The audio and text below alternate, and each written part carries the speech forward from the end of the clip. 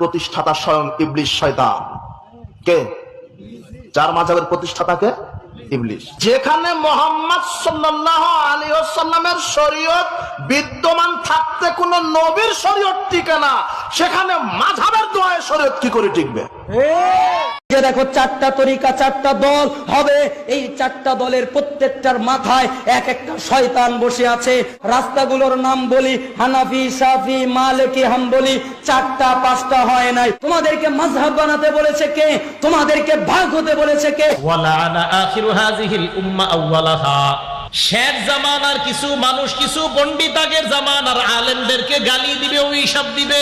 বুখারীর বর্ণনা, নবীজি সাল্লাল্লাহু আলাইহি সাল্লাম বলেন, লাউ কানাল ঈমানু ইনদা সুরাইয়া, ঈমান যদি সুরাইয়া তারকার কাছে থাকতো, আর ঈমান ওখান থেকে মানুষ যদি আনার প্রয়োজন হইতো, লানালাহু রাজুলুম মিন আবনাই ফারিস, তাহলে